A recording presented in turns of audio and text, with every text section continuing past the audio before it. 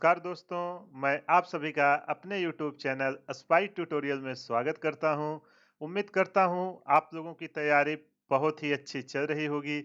जैसा कि पिछले सेशन में हमने जो सर्कुलर मोशन का चैप्टर था, वो फिनिश कर दिया था। आज से एक नया चैप्टर जिसका नाम सिस्टम ऑफ पार्टिकल्स है, इसके अंदर हम सेंटर ऑफ मास का स्टडी करेंगे। जो अलग-अलग ज्योमेट्री होती है, उसका हम सेंटर ऑफ मास कैसे निकालते हैं, ये पूरे लेक्चर में इसी के बारे में चर्चा होगी। तो आज का लेक्चर एकदम बेसिक्स रहने वाला है। पूरा ध्यान से आप 45 से 50 मिनट देखिएगा, सारा डाउट आपका क्लियर हो जाएगा। तो चलिए बिना टाइम वेस्ट किए हुए लेक्चर चालू करते हैं। अब देखो, सेंटर ऑफ मास आज का लेक्चर है। तो सेंटर ऑफ मास समझने से पहले हम कुछ उसका जो इम्पोर्टेंट पॉइंट है उसको समझते हैं। जैसे सिस्टम क्या होता है, पार्टिकल क्या होता है, इंटरनल फोर्स, एक्सटर्नल फोर्स, क्योंकि ये सारे टर्म आगे यूज आने वाले हैं। तो इसलिए पहले जो बेसिक टर्म है एक-एक करके डिस्कस करते हैं। तो सबसे पहले समझते हैं पार्टिकल। आखिर ये पार्टिकल होता क्या है? अभी तक हमने जितना स्टडी करते आए हैं, पार्टिकल पार्टिकल सुनते आए हैं। आखिर ये है क्या? तो अब इसका डिस्कस करने का टाइम आ चुका है। तो चलिए शुरू करते हैं इसका definition. A particle is defined as an object whose mass is finite but whose size and internal structure can be neglected। देखो, एक पार्टिकल आपका वो होता है जिसका मास तो फाइनाइट होता है, लेकिन उसकी साइज और स्ट्रक्चर को हम नेग्लेक्ट कर देते हैं। वो बना कैसे है, कितना साइज का है, वो सब हम कंसीडर नहीं करते हैं। जैसे एग्जांपल के तौर पे मैं यहाँ पे आपको दिखा रहा हूँ। ये देखो, मैंने एक पॉइंट मार्क किया। ये क्या है? ये भी एक पार्टिकल है जिसका नाम ए है। अब देखो, इसका कुछ ना कुछ तो मास होगा ना, लेकिन इसका जो साइज और जो स्ट्रक्चर है उसको हम नेग्लेक्ट कर देते हैं। ये कुछ इस तरीके से भी हो सकता है, कोई भी होगा, हम इसका साइज और स्ट्रक्चर नेग्लेक्ट कर देंगे। केवल फाइनाइट मास होगा, एक एकदम छोटा सा मॉलिक्यूल होता है जिसको हम पार्टिकल बोलते हैं। आई होप पार्टिकल क्लियर हो गया होगा। चलिए अब समझते हैं कि सिस्टम क्या होता है। देखो यार, ध्यान से लेक्चर देखिएगा। भले बहुत छोटे टॉपिक हैं, लेकिन स्टूडेंट को तो ये सब चीजें क्लियर ही नहीं होती और उनको पूरा फिजिक्स में समझ में नहीं आता कि ये सब चीजें तो हम बार बार बोल रहे हैं, लेकिन इनका मीनिंग क्या है। तो चलिए सिस्टम समझते हैं। A system is collection of very large number of particles which mutually interact with one another. देखो, ये कह रहा है जो एक आपका सिस्टम है, ये जैसे बहुत सारे पार्टिकल हैं, ठीक है। यहाँ आप देखिए, मैं जो यहाँ पे बना रहा हूँ पॉइंट करके, ये बहुत सारे पार्टिकल है, मतलब समझ लो एक तरह से इनफाइनाइट पार्टिकल हैं। अगर इनको मिला के मैं कोई एक कॉमन बना लूं, देखो यहाँ बाउंड्री में ऐसे बना दिया, ठीक। इसके अंदर जितने भी पार्टिकल हैं, वो सबको मिला के एक कंबाइंड पार्टिकल बना है, जिसको हम सिस्टम बोलते हैं। तो इसको हम क्या बोलेंगे? एक ही सिस्टम है, जिसके अंदर बहुत सारे पार्टिकल हैं, बहुत लार्ज नंबर में। समझ में आया कि नहीं? सिस्टम कुछ भी आपका हो सकता है। आई होप आपको ये समझ में आ गया होगा। चलिए अगला टॉपिक देखते हैं, इंटरनल फोर्स। अब समझते हैं कि इंटरनल फोर्स होता क्या है। चलिए डेफिनेशन रीड करते हैं, फिर मैं आपको डायग्राम से इसको सिखाता हूँ। देखो, इंटरनल फोर्स होता क्या है? The mutual force exerted by the particle of a system on one another are called internal force. देखो, जो पार्टिकल के अंदर मॉलिक्यूल है, अगर किसी सिस्टम के, मान लेते हैं एक सिस्टम है, ठीक, इसके अंदर बहुत सारे पार्टिकल्स भरे हुए हैं। अब अगर इसके अंदर बहुत सारे पार्टिकल्स हैं, जैसे आप लोगों ने साइकिल का ट्यूब देखा होगा, साइकिल के ट्यूब के अंदर एयर के पार्टिकल्स होते हैं कि नहीं, और वो सब एक दूसरे पे आपस में ही फोर्स लगाते हैं, जिसको हम क्या कहते हैं कि वो एक दूसरे पर इंटरनल फोर्स लगा रहे हैं। जैसे देखो, ये पार्टिकल इधर फोर्स लगाया, तो ये भी क्या करेगा? न्यूटन लॉ ऑफ मोशन से सेम फोर्स इसके अपोजिट और इक्वल लगाएगा। ऐसे ही सारे पार्टिकल अपना चारों तरफ लगाएंगे और इस तरीके से ये सब एक इक्विलिब्रियम में मेंटेन रहेंगे। आई होप आपको समझ में आ गया होगा। अगर कहीं भी कुछ भी प्रॉब्लम हो, वीडियो को पॉज करिए, फिर से देखिए, सारी चीजें समझ में आ जाएंगी। देखो, इस सिस्टम के अंदर जो पार्टिकल हैं, इस पे जो फोर्स आ रहा है, वो इन्हीं पार्टिकल के कारण आ रहा है, इसके सरफेस पर जो आएगा, इसको हम बोलते हैं कि ये इसका इंटरनल फोर्स है। अब चलिए समझते हैं एक्सटर्नल फोर्स क्या है। तो एक्सटर्नल फोर्स जस्ट उसका अपोजिट होगा, अगर कोई बाहर से फोर्स लगे। तो चलिए इसके डिफिनीशन रीड करते हैं, फिर इसके बारे में डिस्कस करेंगे। The outside force exerted on an object by any external agency is called an external force. देखो ये कह रहा है कि अगर किसी ऑब्जेक्ट पर, मान लेते हैं एक ऑब्जेक्ट है, अब इसके अंदर के कारण नहीं, बाहर से कोई फोर्स लगे, एफ मान लेते हैं, एफ फोर्स लगा। अब देखो ये पार्टिकल के अंदर वाले ने कुछ फोर्स नहीं लगाया है, लेकिन बाहर वाले ने इस पे फोर्स लगा दिया है, तो इसको हम क्या बोलेंगे? ए एक एक्सटर्नल फोर्स है। और ए फोर्स क्या करता है? इसका वेलोसिटी, पार्टिकल का वेलोसिटी, एक्सेलरेशन, ये सब चेंज हो जाते हैं। अगर आपको कहीं भी कुछ भी प्रॉब्लम हो, वीडियो को पॉज करिए और एक बार फिर से देखिए, आपको क्लियर हो जाएगा। अब चलो देखते हैं कि इंटरनल फोर्स के कारण होता क्या है। तो देखो ये जब ये सारे मॉलिक्यूल एक दूसरे पर फोर्स लगा रहे हैं, तो ये क्या कर रहे हैं? एक दूसरे को आपस में बांध के रखे हुए हैं। तो यहाँ पे मैं लिख देता हूं, this force are responsible, this जो इंटरनल फोर्स है, ये कई बार ऑब्जेक्टिव में आपसे डायरेक्ट पूछ लिया जाता है, दिस फोर्स आर रिस्पॉन्सिबल, किसके लिए जिम्मेदार हैं ये सारे फोर्स? आपस में एक दूसरे को रखने के लिए। अब जैसे मॉलिक्यूल जाना चाहेंगे, बोलेगा ना ना ना, कहाँ जा रहे हो, हम भी साथ में चलेंगे, ऐसे उसके पीछे वाला बोलेगा। तो ऐसे ही एक पूरी सीरीज बन जाएगी और एक दूसरे के साथ ये सारे पार्टिकल रहेंगे, होल्डिंग टुगेदर द पार्टिकल। समझ में आया कि नहीं एग्जाम्पल से आपको?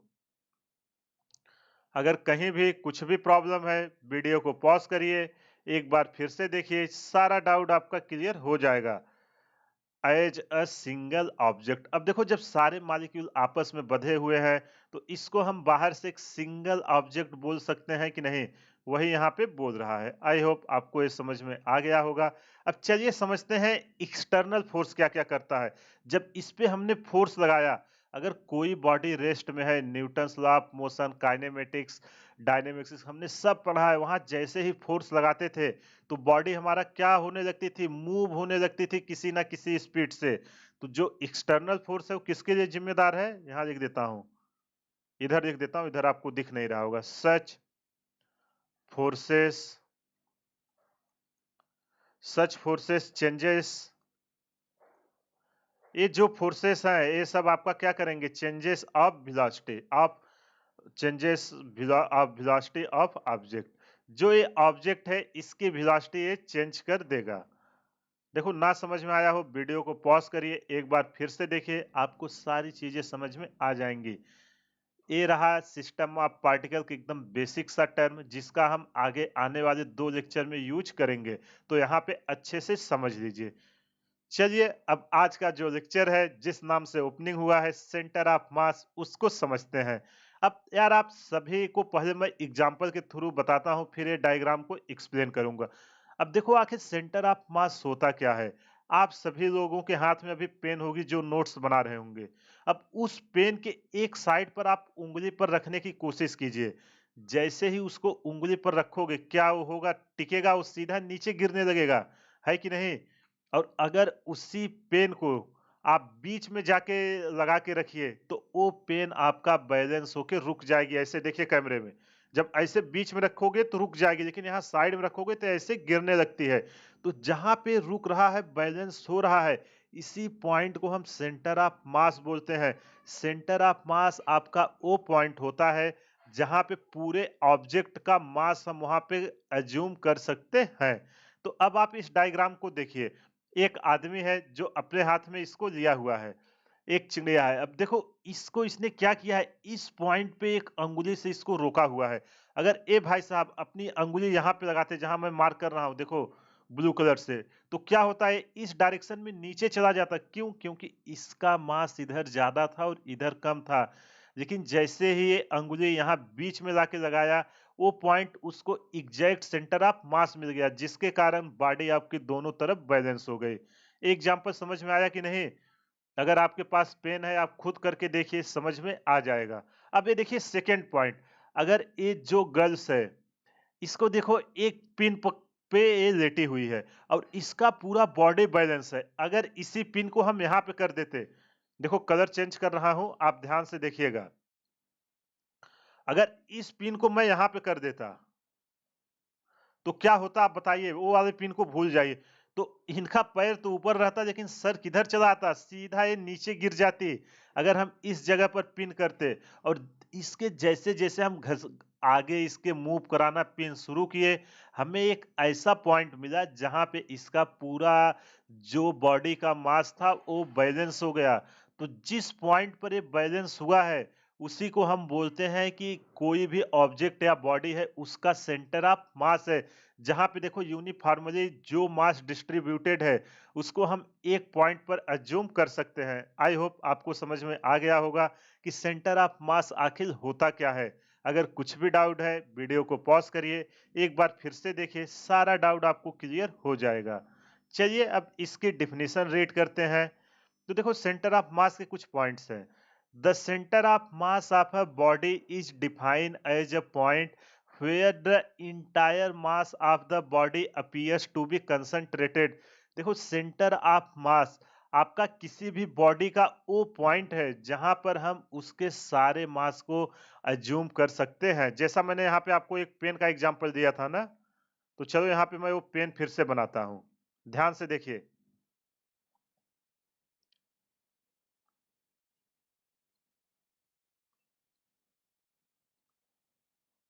एक पेन है। अब इसको मैंने क्या किया कि एक एंड पर यहाँ पे इसको रोकने की कोशिश किया, एक कील पे। तो क्या ये रुकेगा बताओ? ये रुकेगा? बिल्कुल नहीं रुकेगा। क्या करेगा? इस डायरेक्शन में नीचे आ जाएगा। क्यों?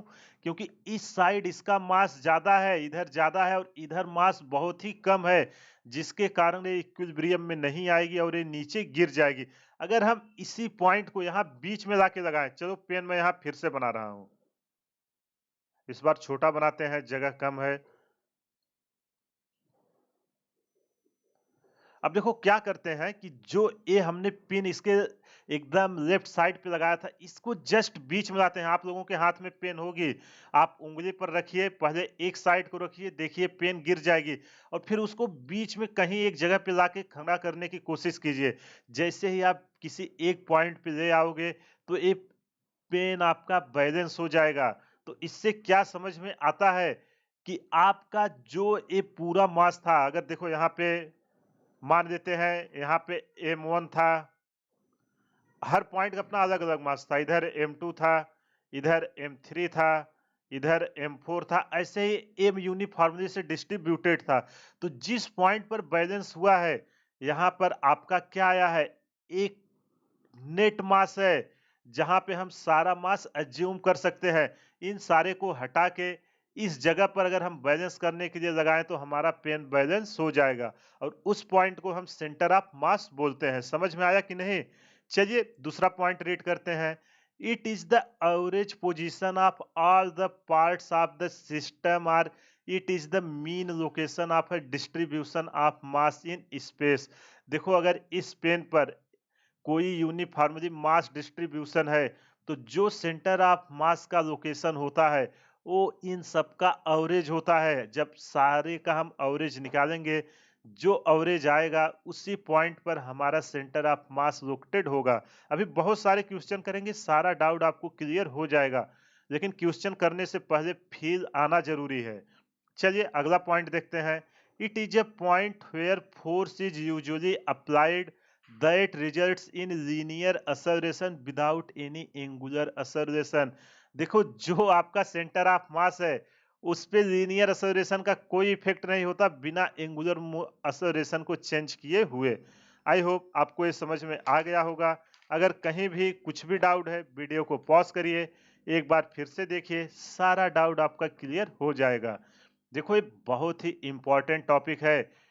आई होप आपको ये समझ में आ गया होगा। अब चलो यार, एक कॉमन सा डिफरेंस रहता है स्टूडेंट लोग को अक्सर कि सेंटर ऑफ ग्रेविटी और सेंटर ऑफ मास में डिफरेंट क्या है, तो उसको हम समझते हैं सेंटर ऑफ ग्रेविटी है क्या। तो चलो वहां पे क्या था कि सेंटर ऑफ मास आपका ऐसा पॉइंट था जहां पे हम सारा मास को कंसंट्रेट मान सकते थे और वो चेंज नहीं होता है, वो ज्योमेट्री पे डिपेंड करता है। लेकिन अब सेंटर ऑफ ग्रेविटी समझते हैं। चलिए डेफिनेशन रीड करते हैं, फिर इसको डायग्राम के थ्रू समझेंगे। The centre of gravity is a theoretical point where the body's total weight is thought to be concentrated। देखो यहाँ पर टोटल वेट कंसंट्रेट है, वहां टोटल मास था। इसको याद रखना, यहाँ टोटल वेट कंसंट्रेट जिस पॉइंट पे होगा उसको हम सेंटर ऑफ ग्रेविटी बोलेंगे। अगला पॉइंट है, it predicts the behaviour of a moving body when acted on by gravity. देखो जब किसी पार्टिकल पर ग्रेविटी एक्ट करती है और वो बॉडी मूव कर रही होती है तो वहां पे हमें सेंटर ऑफ ग्रेविटी की रिक्वायरमेंट होती है। अगला पॉइंट है, its position changes with change in object position. अगर देखो सेंटर ऑफ मास में आपका ऑब्जेक्ट का पोजीशन हम किधर भी चेंज करें, अगर आपका सेंटर ऑफ मास यहाँ मिल गया तो हम कैसे भी इसका पोजीशन चेंज करें, सेंटर ऑफ मास नहीं चेंज होगा। लेकिन जो सेंटर ऑफ ग्रेविटी है, अगर हम इसमें ऑब्जेक्ट का पोजीशन चेंज करेंगे तो सेंटर ऑफ ग्रेविटी चेंज हो जाएगी। अगला पॉइंट है, for a regular shaped body it's generally lies at its geometrical centre. देखो जो भी कोई भी बॉडी है जिस ज्योमेट्री की है उसके सेंटर पर आपका सेंटर ऑफ ग्रेविटी होता है। तो चलिए एग्जांपल से समझते हैं। मान लेते हैं ये कोई पार्टिकल है, ठीक, इस पे छोटे छोटे बहुत सारे पार्टिकल्स हैं, ध्यान से समझिएगा। मान लेते हैं बहुत लार्ज नंबर इस पे पार्टिकल्स हैं। अब क्या होगा कि जब ये सारे पार्टिकल है और सबका एकदम हम छोटू सा मास स्मॉल m मान लेते हैं, तो यहाँ पे जो ग्रेविटी फोर्स लगाएगी वो क्या लगाएगी, mg। ऐसे ही हर पार्टिकल पर आएगा कि नहीं, mg। ऐसे ही इसका भी आएगा mg और ये सीधा नीचे की तरफ आएगा mg। हर पार्टिकल का आएगा। देखो यहाँ सारा ड्रॉ मैं नहीं कर रहा हूं। और जो इस बॉडी का कंबाइंड मास है वो कितना है, कैपिटल M। अगर हम ये सारे को हटा के जो मास है इसको हम एक कंबाइंड मास माने, अभी ये जो अंदर ये सब डिस्ट्रीब्यूशन नहीं थे छोटे छोटे पार्टिकल, अब इनको हटा के मैं एक कंबाइंड मास मानता हूं। अब ये सॉलिड है, यहाँ पे पूरा एक कंबाइंड है, तो जो सेंटर ऑफ ग्रेविटी आएगी वो इसका देखो क्या आएगा, जिस पॉइंट पे सारा वेट फिक्स होगा। मान लेते हैं कि इस पॉइंट पर सारा वेट इसका फिक्स है, कैपिटल M इंटू जी। तो इसी को हम बोलेंगे सेंटर ऑफ ग्रेविटी उस बॉडी का है। अब देखो जैसे जैसे हम पोजीशन चेंज करेंगे सेंटर ऑफ ग्रेविटी चेंज होता जाएगा। जी की वैल्यू अर्थ पर कुछ और है, मून पे जाओगे ग्रेविटी बदलेगी, वहां पे आपका सेंटर ऑफ ग्रेविटी चेंज होगा। लेकिन सेंटर ऑफ मास आपका फिक्स रहता है, वो कभी भी चेंज नहीं होता है। तो चलो अगर मानो कोई एक सर्कल है तो इसका सेंटर ऑफ मास कहाँ होगा, बीच में, और सेंटर ऑफ ग्रेविटी वो भी बीच में होगी। तो अगर इसका मास m है, अभी हम वेट नहीं निकालते थे, क्यों लेते थे, क्योंकि हम एक रेगुलर ऑब्जेक्ट मानते थे। वेट जो आता था mg। इसी सारी चीज का हम डिटेल में डिस्कस आगे आने वाले लेक्चर में करने वाले हैं। बताइए पहले सेंटर ऑफ ग्रेविटी आपको क्लियर हुआ कि नहीं। बहुत बार पूछ लिया जाता है कि सेंटर ऑफ ग्रेविटी और सेंटर ऑफ मास में डिफरेंस क्या है। तो वहां पे टोटल मास एक पॉइंट पर कंसंट्रेट होता है, यहाँ टोटल वेट, उसको कहीं भी ले जाओ सेंटर ऑफ मास नहीं चेंज होगा, लेकिन ग्रेविटी आपका पोजीशन के साथ बदलता रहेगा। आई होप आपको ये समझ में आ गया होगा। जितना बेसिक टर्म था वो सब हमने डिस्कस कर लिया। अब आखिर सेंटर ऑफ मास है क्या, ग्रेविटी है क्या, ये हम सब शुरू से मैं आप लोगों को बताते चला रहा हूं। अब उसको कैलकुलेट कैसे करेंगे उसको समझते हैं। तो चलिए यहाँ पे अब समझते हैं position of center of mass. अब हमारे पास मानो कोई एक ऑब्जेक्ट है, हम उसको कैसे कैलकुलेट करेंगे कि उसका सेंटर ऑफ मास है कहाँ। देखो आप सभी को पता होगा, अगर कभी एक रोलर होता होगा, आप कहीं उसको एक जगह से ठेलो नहीं जाता, लेकिन बीच में दम लगा के जैसे ही ढकेलो तो मूव करने लगता था, मतलब उसका सेंटर ऑफ मास एग्जैक्ट उस पॉइंट पे था जहां पे आप इजीली उसको पुश कर सके। तो उसको कैसे कैलकुलेट करते हैं, उसके लिए चार टाइप के अलग अलग मेथड है, हम सबको एक एक करके डिस्कस करेंगे। तो पहला लेते हैं सिस्टम ऑफ टू पार्टिकल्स। हम कोई ऑब्जेक्ट ले लेते हैं जिसका दो मास है, तो चलो समझते हैं। ध्यान से देखिए, हम दो पार्टिकल ले रहे हैं, मास m और m2, ठीक। इसका m1 मास है और इसका मास m2 है। अब एक एक रॉड से बंधे हुए हैं। अब आपसे पूछा जा रहा है कि इसका सेंटर ऑफ मास कहाँ आएगा? सेंटर ऑफ मास पता है ना? ऐसा पॉइंट इन दोनों को हटा के मैं एक सिंगल मास लगाऊं तो भी हमारा काम हो जाए। तो उसके लिए हमें क्या चाहिए कि किस दूरी पर लगाएं और कितना मास लगाएं। तो मास तो दोनों का सिंपल सा कैलकुलेशन यहाँ से कर देंगे, वही रहेगा। लेकिन कितने दूरी पर लगाएं उसको हम कैसे निकालेंगे, उसको देखते हैं। और ये दोनों जो पार्टिकल है ना, एक दूसरे से कितने दूरी पर रखे हुए हैं? मान लेते हैं डी दूरी पर रखे हुए हैं। अब अपने को कैलकुलेशन करके सेंटर ऑफ मास निकालना है, वो होगा कहाँ? तो चलो मान लेते हैं कि जो सेंटर ऑफ मास होगा वो M1 से इस इस जगह पर होगा। हम एक रैंडम अज्यूम कर दे रहे हैं। मान लेते हैं हमारा क्या है? सेंटर ऑफ मास है। और यहाँ से मान लेते हैं इसको रेफरेंस लेके, यहाँ से यहाँ जो दूरी है सेंटर ऑफ मास की M1 से है R1, और जो M2 से सेंटर ऑफ मास कितने दूरी पर है? R2। ये कई बार क्वेश्चन में डायरेक्ट पूछा जाता है कि दोनों पार्टिकल से सेंटर ऑफ मास कितने दूरी पर है, इसलिए इसको ध्यान से समझिएगा। दो ऑब्जेक्ट हैं, एक दूसरे से d दूरी पर रखे हुए हैं। हमसे पूछ रहा है कि सेंटर ऑफ मास बताइए आप, वो किस लोकेशन पर होगा। तो इसको हम कैसे निकालेंगे, उस कॉन्सेप्ट को समझते हैं। तो यहाँ पे मैं लिख देता हूँ M1 and M2 separated by a distance. कितने दूरी पर है? Separated by a distance d। जो M1 और M2 हैं वो एक दूसरे से d दूरी पर रखे हुए हैं, separated by a distance of d। अब जो इनका सेंटर ऑफ मास होगा वो इन्हीं दोनों के बीच में आएगा कि नहीं? सेंटर ऑफ मास लाइस, यहां लिख देता हूं। जो इनका सेंटर ऑफ मास आएगा, centre of mass lies between two particles. देखो ये एक एक्सिस में, कभी कभी जब हम 2D और वो सब जब स्टडी करेंगे ना, वहां अलग भी रहेगा। ये नहीं कभी इस साइड आएगा कभी इस साइड, इसको मत रटिएगा कि इनके बीच में ही आएगा। अब देखो इसका डेरिवेशन आपके सिलेबस में है नहीं, तो मैं डायरेक्ट इसका फार्मूले पे चलते हैं। तो देखो अगर हम मास जैसे जैसे दूरी बढ़ा रहे हैं तो मास हमारा क्या होते जा रहा है? सेंटर ऑफ मास की तरफ हम पहुंच रहे हैं कि नहीं? तो दूरी घट रही है, मतलब मास की वैल्यू इंक्रीज हो रही है। आखिर गिर क्यों रहा था? अगर हम यहाँ से चले, इधर मास ज्यादा था और इधर कम था, जो बैलेंस नहीं कर पा रहा था।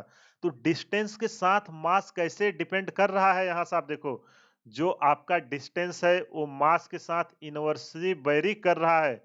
अगर हम यहाँ से डिस्टेंस कम करेंगे तो मास की वैल्यू इंक्रीज होगी, और मास इंक्रीज करेंगे तो डिस्टेंस डिक्रीज होगा। तो यहाँ से हम क्या निकाल सकते हैं? जब प्रोपोर्शनलिटी हटाएंगे तो M1, तो यहाँ पर R इक्वल टू क्या आएगा? M1 equal to 1/R1। अब ये दोनों आपका कांस्टेंट रहेगा फिक्स, तो यहाँ से लिख सकते हैं M1 R1 equal to M2 R2। अभी देखो y और x एक्सिस में कैसे आता है उसको भी निकालेंगे, लेकिन कई बार इस टॉपिक पे क्वेश्चन पूछे गए हैं, इसलिए यहाँ पे मैं इसको डिराइव कर रहा हूँ। अब अगर हमसे दो पार्टिकल दे के पूछे कि सेंटर ऑफ मास कहाँ आएगा, सारा वैल्यू दिया रहेगा, कोई एक अननोन रहेगा। यहाँ पे आप रखना, उसकी वैल्यू निकाल लोगे कि सेंटर ऑफ मास M1 से कितने दूरी पे आएगा, वो R1 है। अगर M2 से पूछे तो R2 निकाल लेना। आई होप आपको ये समझ में आ गया होगा। अब R1 और R2 कैसे निकालोगे उसको लिखते हैं। तो R1 निकालने के लिए हम क्या करेंगे? जो R1 इक्वल टू आएगा आपका, R1 इक्वल टू M2, देखो यहाँ पे है ना, अगर हमें R1 चाहिए, M2 R2 by M1 plus M2 यहाँ पे मैं डाल देता हूँ, तो ये क्या आएगा? और R2 की वैल्यू D है। पूरा डेरिवेशन आपके सिलेबस में है ही नहीं, इसलिए मैं आपको वो सब नहीं सिखा रहा हूँ। बस आप इसको याद रखिएगा, M1 plus M2 into D। अगर ये देके आपसे R1 पूछे तो डायरेक्ट यहाँ पे वैल्यू रखना, आपको आंसर मिल जाएगी। इसी तरह अगर R2 पूछे तो R2 इक्वल टू क्या आएगा? M1 डिवाइडेड बाई टोटल मास दोनों का सम, M1 प्लस M2 इंटू इसके बीच का डिस्टेंस। आई होप आपको ये समझ में आ गया होगा। अगर कुछ भी डाउट है वीडियो को पॉज करिए, एक बार फिर से देखिए, सारा डाउट क्लियर हो जाएगा। अब R1 R2 है क्या? यहाँ पे मैं लिख देता हूँ। R1 है डिस्टेंस ऑफ सेंटर ऑफ मास। देखो सारी चीज आज का एकदम बेसिक सा लेक्चर है, पेशेंस के साथ सारा वीडियो देखिए, सारा डाउट आपका क्लियर हो जाएगा। Distance of center of mass from किस मास से है? From M1। अगर M1 से पूछे तो ये लगा देना, और अगर M2 से पूछे तो कितना दूरी पे है, R2। Distance of center of मास कहाँ से है, फ्रॉम ए M2 से। M2 से आपका सेंटर ऑफ मास कितने दूरी पर है। अब चलो अगर हमारा R1 और R2 हमारा बराबर हो जाए, यहाँ पे मैं लिख रहा हूं इफ R1 बराबर R2, अगर दोनों बराबर है तो ये कितने होंगे, D/2। और आपका क्या है, अगर दोनों मास बराबर है M1 इक्वल टू M2, तो जो सेंटर ऑफ मास होगा वो कहाँ पे आएगा, यहाँ पे जो आपका होगा centre of mass lies midway, हमेशा ये उसके बीच में ही आएगा, midway between the two particles, between the two particles of equal masses. देखो वीडियो को पॉज करिए, अगर नहीं समझ में आया, ये एकदम बेसिक सा टर्म है, इसको हम कैसे निकालेंगे उसका कॉन्सेप्ट है। एक बार आप सीख लीजिए, हम क्वेश्चन करेंगे, सारा डाउट वहां पे क्लियर हो जाएगा।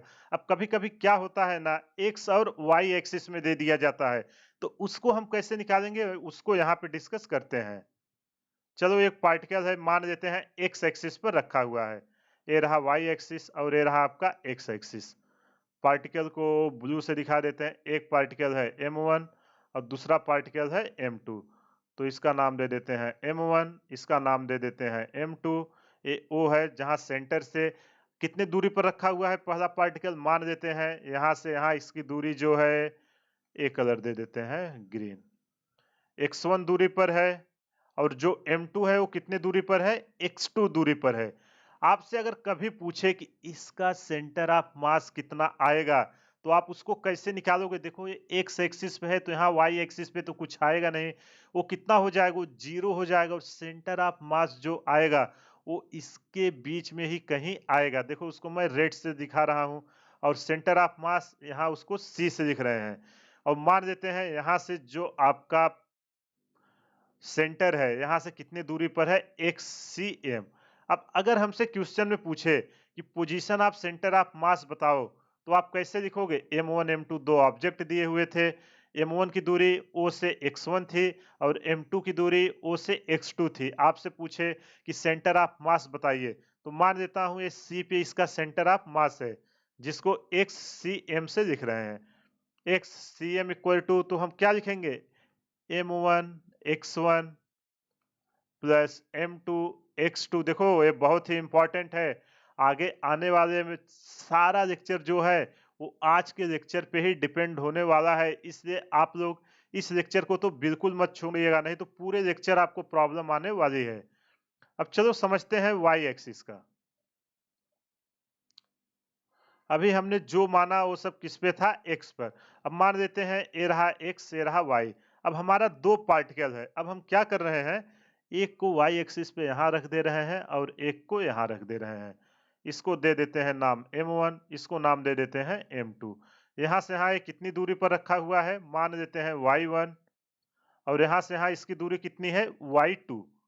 ठीक, अब आपसे बोल रहा है कि इसका सेंटर ऑफ मास कहाँ आएगा, वो आपको बताना है, तो उसको आप कैसे निकालोगे, उसको निकालने के लिए हम मान लेते हैं कहीं यहाँ पे इसका सेंटर ऑफ मास आएगा, जिसका नाम दे देते हैं C, और इसकी डिस्टेंस कितना मान देते हैं, ओरिजिन से YCM, क्योंकि x पे तो जीरो आएगा, x के पैरेलल में है, तो अपने यहाँ पे y सेंटर ऑफ मास लिखते हैं।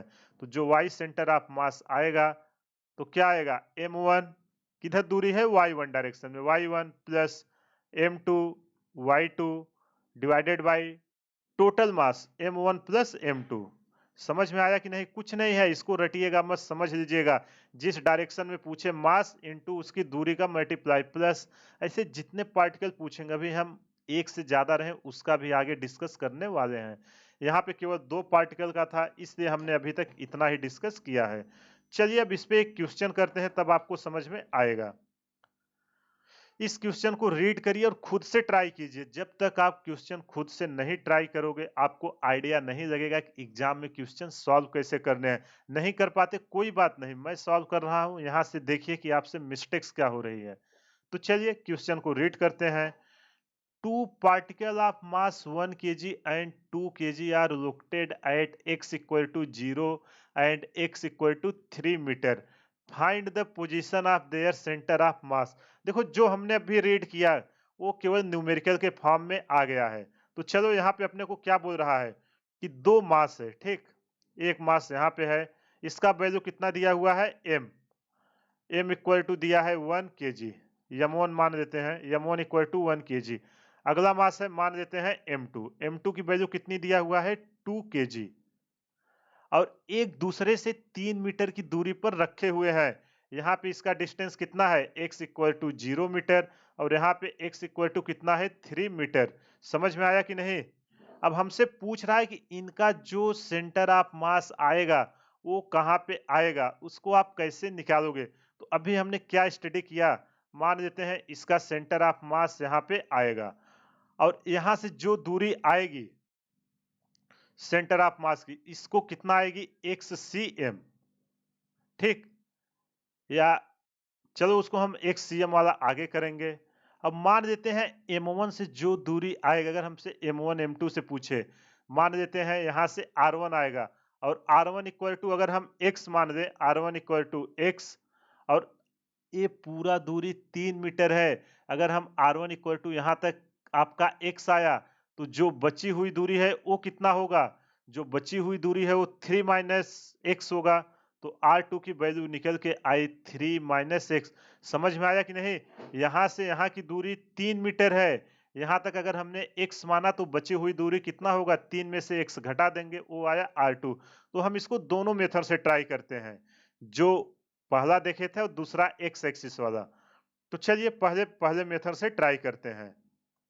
तो मान लेते हैं let centre of mass is located, क्या माने हैं, located at x equal to xcm पे, ठीक। तो इसको आप कैसे निकालोगे, यहाँ पे अभी हम इस मेथड से कर रहे हैं तो xcm हटा देते हैं, केवल x मानते हैं, ठीक। अब जब इसको हम सॉल्व करेंगे तो हमने एक इक्वेशन देखा था m1 r1 equal to m2 r2, याद है ना आपको, m1 r1 equal to m2 r2। अब देखो सारा वैल्यू हमको दिया हुआ है, इसकी हम वैल्यू पुट करते हैं। तो यहाँ पे पहले हम इसको और अरेंज कर देते हैं, r1 by r2, r1 by r2 इधर क्या बचेगा m2 बाई m1। तो चलिए वैल्यू पुट करते हैं। r1 की वैल्यू कितनी है, r1 की दूरी x और r2 की दूरी 3 minus x, equal to m2 की वैल्यू है 2 और m1 की वैल्यू है 1। जब इसको हम क्रॉस प्रोडक्ट करेंगे निकल के आएगा x इक्वल टू 6 माइनस ये क्या आएगा 2x। अब माइनस 2x इधर आएगा तो प्लस हो जाएगा, मतलब 3x बराबर 6। और जब हम डिवाइड करेंगे x इक्वल टू निकल के आएगा 2 मीटर। जो सेंटर ऑफ मास निकल के आया है वो m1 से कितनी दूरी पर है 2 मीटर पर, और m2 से कितनी दूरी पर है 3 माइनस 2 1 मीटर पर। देखो m1 r1 में इन्वर्सरी रिलेशन पता चला कि नहीं, यहाँ पे आप देखो m1 r1 m directly proportional 1 by r था कि नहीं। यहाँ मास 1 kg है तो डिस्टेंस ज्यादा आ रही है 2 मीटर्स, और जहाँ पे मास 2 kg है वहां पे डिस्टेंस 1 मीटर आ रही है। देखो उसको हमने प्रूव भी कर दिया जो स्टार्टिंग में देखा हुआ था। अब चलो इसको सेकेंड मेथड से करते हैं। सेकेंड मेथड जो हमने अभी XCM, ये एक्स एक्सिस पे है तो XCM का हमने अभी फार्मूला देखा, क्या था XCM। अगर इसको हम एक एक्सिस मान दें यहाँ से, तो x इक्वल टू तो पहला जीरो हो जाएगा, यहाँ फार्मूला लिख देता हूँ। XCM equal to m1 x1 plus m2 x2 divided by m1 plus m2, यही था ना। अब इसमें वैल्यू आप पुट करो, m1 की वैल्यू है 1, और यहाँ देखो x1 हम इसी को सेंटर मान रहे हैं, जो ये पॉइंट है यही तो है अपना। चलो यहाँ पे मैं इसको कलर दे देता हूँ ग्रीन। इसके लिए देखिए ये यहाँ पे x इक्वल टू 0 है, सेंटर है, तो 1 इंटू क्या हो जाएगा 0 प्लस m2 की वैल्यू है 2, और x2 की वैल्यू यहाँ से यहाँ तक कितनी दूर पे है 3 मीटर पर। 2 into 3 divided by total mass 2 plus 1, ये निकल के आएगा 6 बाई 3, निकल के आया 2 मीटर। ये रहा आंसर। चाहे आप पहले से करो चाहे दूसरे से करो, आंसर सेम निकल के आने वाला है। तो सिस्टम ऑफ टू पार्टिकल के रिलेटेड जो भी कॉन्सेप्ट था, इससे ज्यादा कुछ भी नहीं पूछता। दो टाइप के क्वेश्चन पूछेगा, या तो डायरेक्ट सेंटर ऑफ मास पूछ लेगा, या एक पार्टिकल से सेंटर ऑफ मास की दूरी कितनी है वो पूछेगा। आई होप आपको ये समझ में आ गया होगा। चलिए अब समझते हैं कि बहुत सारे पार्टिकल दिए रहे लार्ज नंबर का, तो उसको हम कैसे सेंटर ऑफ मास निकालेंगे, उसको एक एक करके समझते हैं।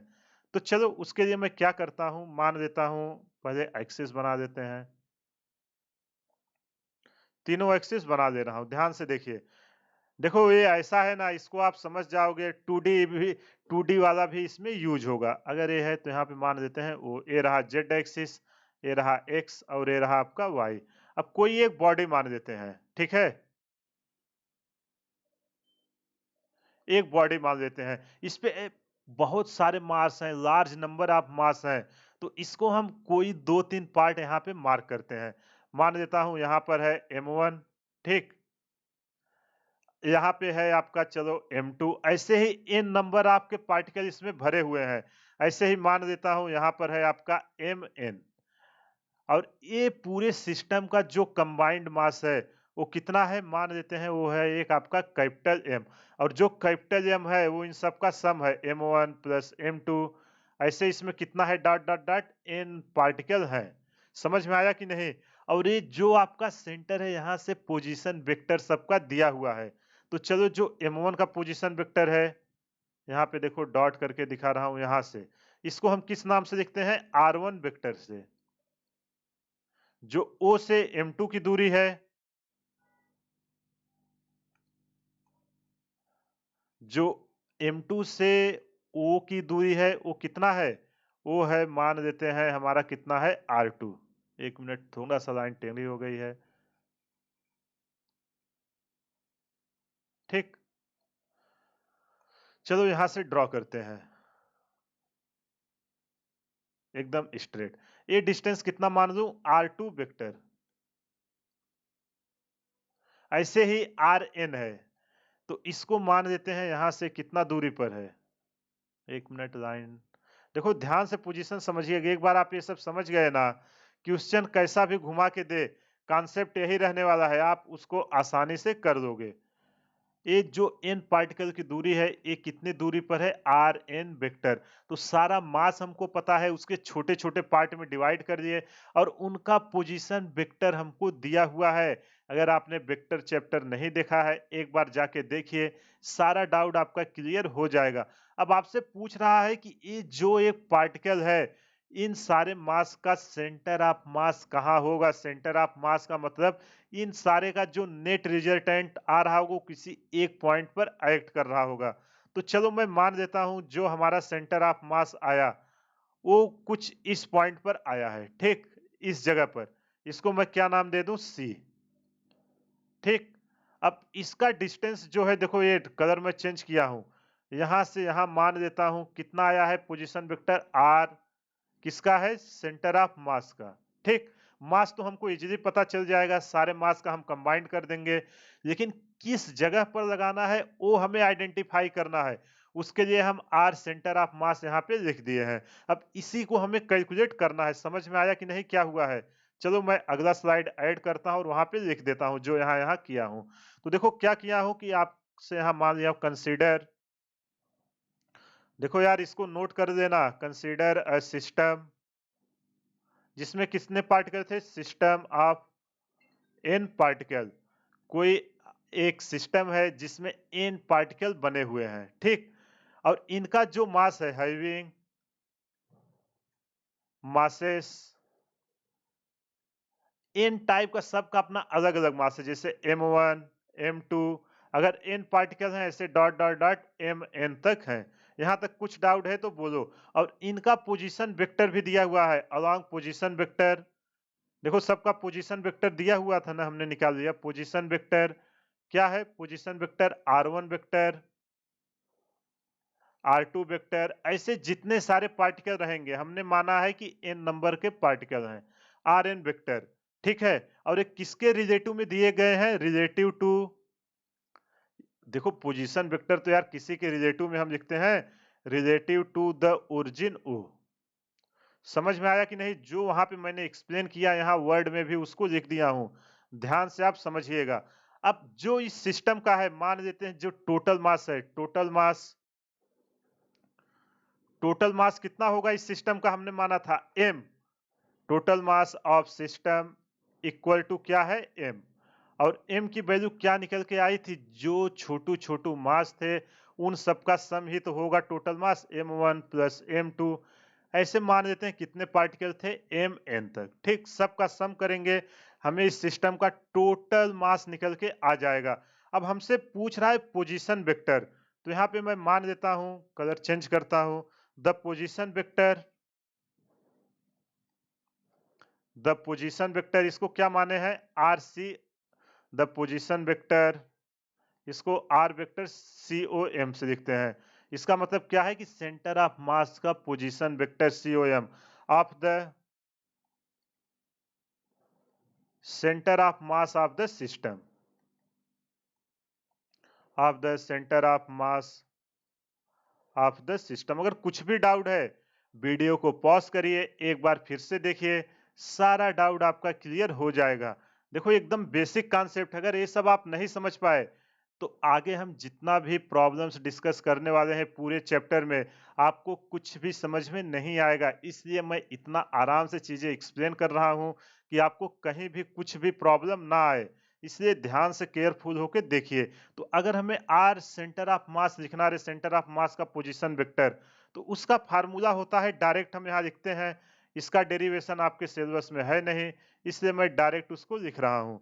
तो जब इसको निकालना हो, m1 डॉट, यहाँ dot product r1 vector plus m2 dot r2 vector plus ऐसे जितने पार्टिकल हमको दिए रहे, मान लेते हैं कितना दिया था, n नंबर का, m n dot R N vector, उसका पोजीशन वेक्टर हमें पता होना चाहिए, divided by total mass m1 plus m2 plus dot dot dot कहाँ तक है, टोटल n मास तक है। ये रहा फार्मूला। जब भी हमें पोजीशन वेक्टर देके सेंटर ऑफ मास निकालने को बोले तो ये फार्मूला यूज करना, आपको निकल के आ जाएगा। अब इसको हम कैसे लिख सकते हैं और सिंप्लीफाई करके, R vector centre of mass. अब देखो ये पूरा सम है, m1 r1 plus m2 r2, इन सबको हटा के अगर हमें सीरीज में लिखना रहे, ये है समेशन का सिंबल, पता है ना, आप लोगों ने मैथ में स्टडी किया होगा, एम आई आर आई। आई की वैल्यू कहां से शुरू हो रही है, आई की वैल्यू देखो 1 से शुरू हो रही, आई इक्वल टू 1, और जा कहां तक रही है, आई इक्वल टू एन। मानो हमसे 5 पार्टिकल तक पूछे तो m1r1 प्लस m2r2, मतलब जहां तक पूछे n की वैल्यू तक आप आई रखते जाना, आपको मिल जाएगा। और नीचे क्या है, समेशन ऑफ m आई, और एम आई तो है टोटल मास। यहाँ भी आई की वैल्यू 1 से लेकर कहां तक जा रही, आई की वैल्यू n तक। अगर हमें सीरीज में लिखना है समेशन के फॉर्म में, तो उसको हम इसी वाले इक्वेशन को यहाँ पे लिखा हूँ छोटा करके। अब मानो आपको जितना चाहिए, मानो 4 तक चाहिए, तो 1 से लेके 4 तक लिख के सबका सम कर दीजिए, ये इसका ट्रिक है। अब यहाँ पे एक नोट करके पॉइंट लिखता हूँ, एम आई और आर आई का जो प्रोडक्ट है, अभी मोमेंट ऑफ इनर्शिया और ये सब आगे आएगा, अभी आप केवल फर्स्ट जो मोमेंट ऑफ मास बोलते हैं उसको समझते हैं। तो जो इसका प्रोडक्ट है, summation of M I R I का जो प्रोडक्ट है, इसको हम क्या बोलते हैं, called is called the first moment of mass. ध्यान से समझिएगा, अगर आप इन सबको समझ गए ना, क्वेश्चन यार एकदम चुटकियों में होगा। कॉन्सेप्ट समझना इंपॉर्टेंट है, एक बार कॉन्सेप्ट समझ गए सारा चीज आप कर ले जाओगे। अब देखो ये तो हमने पोजीशन वेक्टर हमने किया है, अगर मानो हमको कार्टेशियन कोऑर्डिनेट में दिया हो तो हम उसको कैसे लिखेंगे, तो चलो उसको समझते हैं। मान लेते हैं जो हमारा पोजीशन वेक्टर था वो हमारा आई जे के टर्म में ना दिया रहे, वो कार्टेशियन के टर्म में दिया रहे। कार्टेशियन पता है ना, एक्स वाई जे के टर्म में। तो चलो यहाँ पे लिख देता हूं कि अगर हमारा जो आर आई है वो किसके टर्म में दिया है, एक्स आई, आई का प्लस आगे क्या है, वाई आई, जे कैप पे आई की वैल्यू 1 से लेके जहां तक हमसे पूछेगा, प्लस जेड आई के कैप, एक कार्टेशियन कोऑर्डिनेट में हमने लिख दिया। तो अगर ऐसा हमको दिया रहे और पूछे कि सेंटर ऑफ मास क्या होगा, तो उसके लिए सेंटर ऑफ मास आप कैसे लिखोगे? आर सेंटर ऑफ मास के लिए एक्स डायरेक्शन में कितना सेंटर ऑफ मास आया उसको लिखते हैं। एक्स डायरेक्शन में सेंटर ऑफ मास, और एक्स किस डायरेक्शन में है? आई कैप, प्लस वाई डायरेक्शन में, जो वाई डायरेक्शन में जितना भी पार्टिकल रहेगा उन सबका सेंटर ऑफ मास इंडिविजुअली निकालेंगे। इसी तरह जेड डायरेक्शन में सेंटर ऑफ मास निकालेंगे और सारा आंसर निकल के आ जाएगा जो भी क्वेश्चन में हमसे पूछेगा। ये समझ में आया कि नहीं? इसको हम निकालेंगे कैसे? अब चलो समझते हैं कि एक्स सेंटर ऑफ मास हम निकालेंगे कैसे। मान लेते हैं आपका एक्स वाई जेड ऐसे 3 दिए हुए थे, ठीक। अभी सारे पार्टिकल्स जो हैं उसको मैं मान लेता हूं कि एक्स ही डायरेक्शन में है, तो हमें एक्स डायरेक्शन का निकालना है सेंटर ऑफ मास। उसका आपने 2D में देखा होगा, उसी को लिख रहा हूं। तो उसको हम कैसे लिखेंगे? एक्स सेंटर ऑफ मास, मान लेते हैं n पार्टिकल है बहुत सारे, तो उसको हम कैसे लिखेंगे? m1 x1 plus m2 x2, और ये कहां तक है आपका? n तक है, mn xn। उस पार्टिकल का मास इनटू उसका डिस्प्लेसमेंट, कहां से? यहां सेंटर से। समझ में आया कि नहीं? यहां से ऐसे मान लेते हैं n पार्टिकल रखे हुए हैं। कहीं भी कुछ भी डाउट हो वीडियो को पॉज करना, एक बार फिर से देखना, सारा डाउट क्लियर हो जाएगा। Divided by m1 plus m2 plus dot dot dot कहां तक? mn तक। अब इसको हम समेशन के टर्म में लिखते हैं जैसा वहां पे लिखे थे। तो ये देखो जो m1 m2 dot dot mn है, ये क्या है? पूरे सिस्टम का मास लिख सकते हैं कि नहीं? X centre of mass equal to m1 x1 plus m2 x2, कहां तक है? आपका n तक है, mn xn, divided by total मास को हमने देखो स्टार्टिंग में कितना माना था? Capital M। समझ में आया कि नहीं? अब चलो सबको हम समेशन के टर्म में रखते हैं। एक्स वाई, ये जो यहाँ क्वेश्चन में है ना, एक्स कैसे निकालोगे, वाई कैसे निकालोगे और जेड कैसे निकालोगे, उसको रखते हैं यहाँ पे।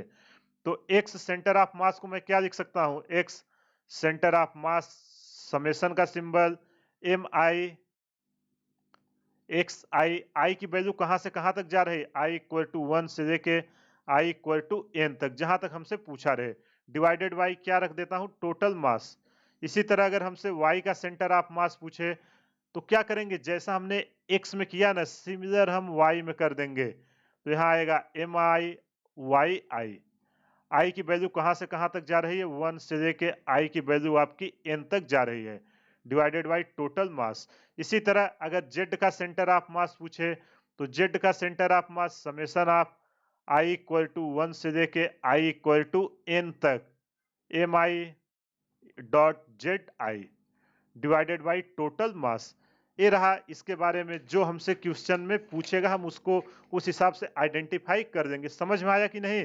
सेंटर ऑफ मास हम निकालते कैसे हैं? जो मास है और उसकी डिस्प्लेसमेंट या पोजीशन वेक्टर रेफरेंस पॉइंट से दिया है, उसका मल्टीप्लाई करके ऐसे जितने भी मास दिए हुए हैं सबको टोटल मास से डिवाइड कर देंगे, हमको position of center of mass मिल जाएगा। तो ये रहा कि अगर दूसरा point, n number of particle किसी सिस्टम में रहे, देखो इस सिस्टम में इन नंबर ऑफ पार्टिकल थे हमने माना, उसको कैसे निकालेंगे सारा डिटेल हम देख लिए हैं। अब चलिए इस पे क्वेश्चन करते हैं तो और अच्छे से क्लियर हो जाएगा। चलिए इस क्वेश्चन को रीड करिए, इस क्वेश्चन में कह क्या रहा है, पहले आप खुद से ट्राई कीजिए। यहाँ पे मैं कैप डाल देता हूँ। आई होप आपने सॉल्व कर दिया होगा। अगर आपसे सॉल्व हो गया तो बहुत ही अच्छी बात, नहीं सॉल्व हुआ तो मैं सॉल्व कर रहा हूं और देखिए कि आपसे गलती कहां पे हुई है।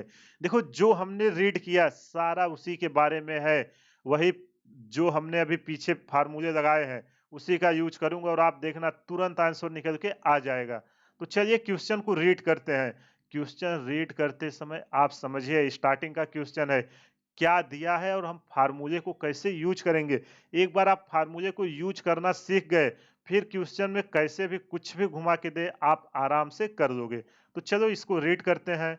The position vector of 3 particle, कोई 3 पार्टिकल है of mass m1 equal to 1 kg, m2 equal to 2 kg and m3 equal to 3 kg and R1 vector I cap plus 4J cap plus K cap, R2 vector I cap plus J cap plus K cap, ये सब metre में है। And R3 vector equal to 2I cap minus J cap minus 2K cap respectively ऐसा दिया हुआ है। हमसे बोल रहा है कि जो इसका सेंटर ऑफ मास होगा वो पोजीशन हमको बताना है। तो अब भी हमने डिस्कस किया इसको कैसे निकालते थे, यहाँ पे लिख देता हूँ सारी चीजें। M1 इक्वल टू 1 kg, ठीक। M2 इक्वल टू कितना है 2 kg, और M3 की वैल्यू कितनी है, M3 की वैल्यू है 3 kg। देखो इसका मैं डायग्राम नहीं बना रहा हूं, जो हम शुरू में किए सेम वही है। एक्स वाई जेड बना लेना, तीन पार्टिकल हैं M1 M2 M3, और सबका पोजीशन वेक्टर R1 R2 और R3 हमको दिया हुआ है। तो चलो यहाँ पे R1 की वैल्यू लिखते हैं। R1 इक्वल टू क्या है, I cap plus 4J cap plus K cap. R2 की वैल्यू कितनी है R2 वेक्टर की, R2 vector equal to I cap plus J cap plus K cap. R3 की वैल्यू कितनी है, R3 vector equal to 2I cap minus J cap minus 2K cap. अब हमसे पूछ रहा है कि पोजीशन वेक्टर का, हमें सेंटर ऑफ मास का पोजीशन वेक्टर बताइए। देखो यार कितना इजी ये क्वेश्चन पूछ रहा है। अब भी इसको हमने पूरा डिटेल में देखा है, बस उसका एप्लीकेशन है। एग्जाम में ऐसे ही क्वेश्चन आते हैं, कुछ भी चेंज नहीं करेगा, हल्का सा केवल डेटा चेंज करेगा। तो चलिए जो फार्मूला हमने देखा था उसको यहाँ पे मैं फिर से लिख देता हूँ। सेंटर ऑफ मास का क्या करते थे, M1 dot R1 vector plus M2 dot R2 vector plus M3 dot मतलब मल्टीप्लाई है ना यहाँ R3 vector divided by total मास, चाहे आप M1 या टोटल मास लिख दो या M1 और M2 के टर्म में लिखिए। तो चलिए हम M1 M2 प्लस M2 ऐसा लिखते हैं, M1 plus M2 plus M3। अब चलिए सबका वैल्यू पुट करते हैं। अगला स्लाइड ऐड करता हूं।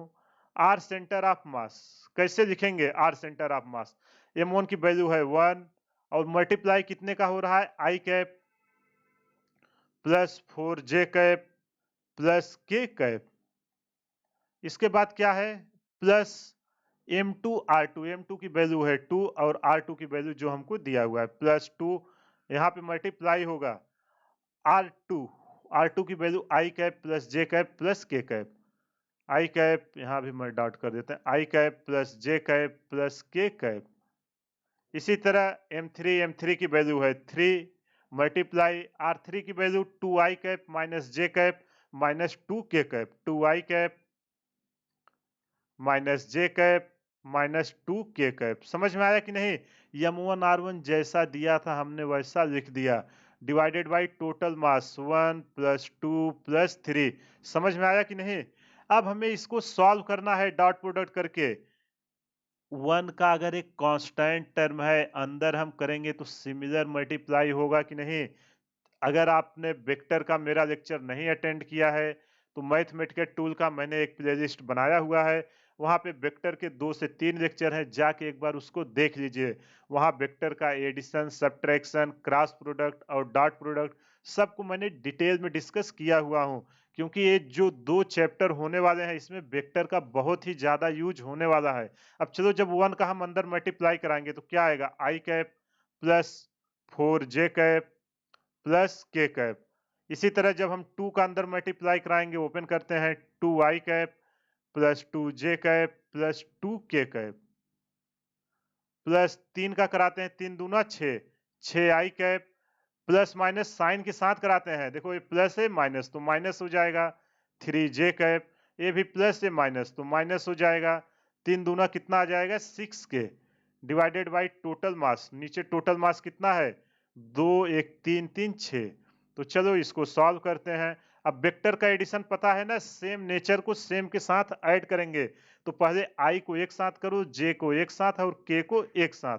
तो जब I को ऐड करेंगे, I 2 और 1 3 और 6 3 9, 9 I कैप। अब J को देखते हैं, 4J cap plus 2J cap, 6J cap और यहाँ 3 माइनस है तो 6 माइनस 3 प्लस 3J कैप। अब K का देखते हैं, 3K माइनस 6K, तो ये क्या निकल के आएगा minus 3K cap divided by 6। यहाँ जब हम 3 से डिवाइड करेंगे ऊपर नीचे तो क्या निकल के आएगा, 3 दूना 6। जब इसको डिवाइड करेंगे और सिंप्लीफाई 1/2, अंदर क्या बचेगा जब 3 से डिवाइड करेंगे, 3i cap plus j cap minus k cap. ये रहा फाइनल आंसर जिसका हमसे पोजीशन ऑफ सेंटर ऑफ मास पूछ रहा था।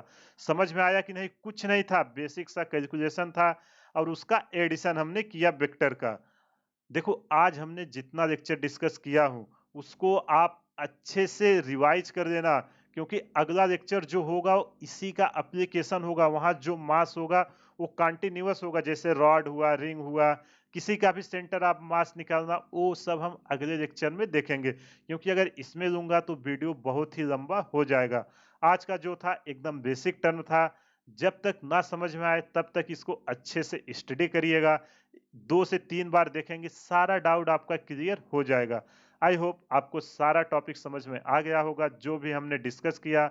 अगर कहीं भी कुछ भी प्रॉब्लम है आप कमेंट करके हमें बताइए, मैं आपको उसका सॉल्यूशन जरूर प्रोवाइड करूंगा।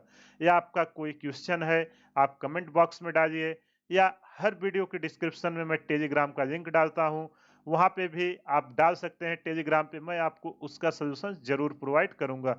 और जो भी मैं यहाँ पे डिस्कस किया हूँ अगर आपको इसका पीडीएफ चाहिए तो टेलीग्राम का लिंक वीडियो के डिस्क्रिप्शन में है, जाके टेलीग्राम ग्रुप ज्वाइन कर लीजिए।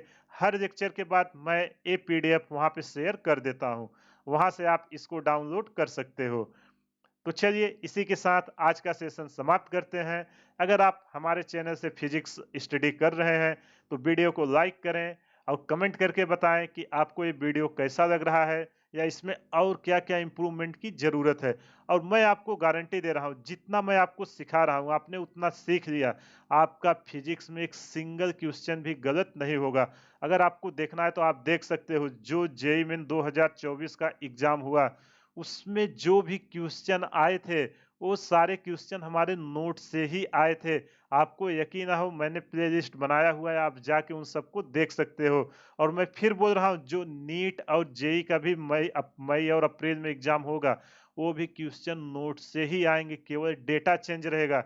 इसलिए जितना मैं आपको करा रहा हूँ अच्छे से फॉलो करिए। और इसके पैरेलल में एक केवल मैं न्यूमेरिकल डिस्कशन की सीरीज चलाता हूँ जहाँ पे एससी वर्मा के जितने भी इंपॉर्टेंट क्वेश्चन है सबका सॉल्यूशंस आपको प्रोवाइड करता हूँ।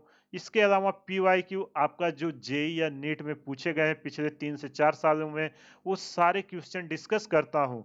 अगर आपने इतना कॉन्सेप्ट समझ लिया आपका एक सिंगल क्वेश्चन भी नहीं रुकेगा।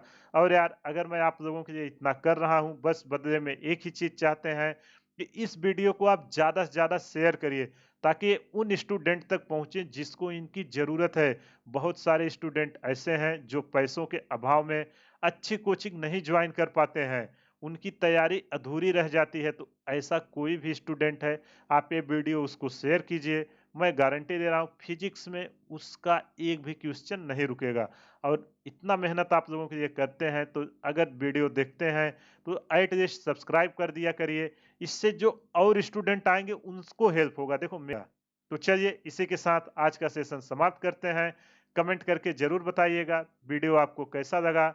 हमारे चैनल को ज़्यादा से ज़्यादा शेयर करें, सब्सक्राइब करें व लाइक करें। Thank you.